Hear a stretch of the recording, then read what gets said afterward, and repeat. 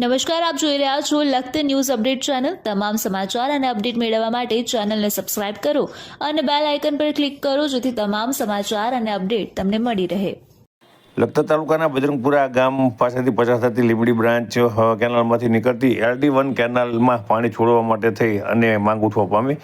ખેડૂતોએ નામ નહીં દેવાની શરતે જણાવ્યું કે આ કેનાલ બન્યા પછી વર્ષો સુધી આની અંદર પાણી જ શરૂ કરવામાં આવ્યું નથી। આથી કેનાલ છે તેની હાલત બદતર થઈ રહી છે અને કપચી સિમેન્ટ અને રેતી બધું જુદું પડી રહ્યું છે। ત્યારે આ કેનાલ જ્યારથી બનાવી ત્યારથી આમાં પાણી છોડવામાં જ આવ્યું નથી। સરકાર દ્વારા ખરવો રૂપિયાના ખર્ચે કેનાલો બનાવવામાં આવે છે, પરંતુ સરકારી અધિકારીઓની અણઆવડત કે કામ નહીં કરવાની નીતિ હોય તેમ આ કેનાલની અંદર એકવાર પણ પાણી છોડવામાં આવ્યું નથી। તેમ છતાં આ કેનાલની નિયમિત સાફ સફાઈ કરવામાં આવે છે। રોડની બાજુમાં સાફ કરાવે છે, અંદર સાફ સફાઈ કરવા પણ બૂલ મૂકી દેવાની રાહ ઉઠવા પામી છે।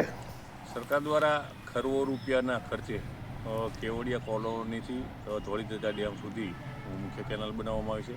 તેમાંથી જે લખતર છે તેના ઢાંકી આગળ એક એશિયાનું મોટું પમ્પિંગ સ્ટેશન પણ આવેલું છે અને તેનામાંથી પમ્પિંગ કરી અને ધોળીધજા સુધી પાણી પહોંચાડવામાં આવે છે। ત્યારે તેમાંથી ઘણી બધી બ્રાન્ચ કેનાલો નીકળે છે। Valpipur branch canal, Maliya branch canal, Limbdi branch canal, Dhrangadhra branch canal નીકળે છે। તેમાંથી ખાસ કરી અને લીંબડી બ્રાન્ચ કેનાલ સહિતની ઘણી બધી નીકળતી માઇનોર અને સબ માઇનોર કેનાલમાં એકવાર પણ પાણી છોડવામાં આવ્યું નથી।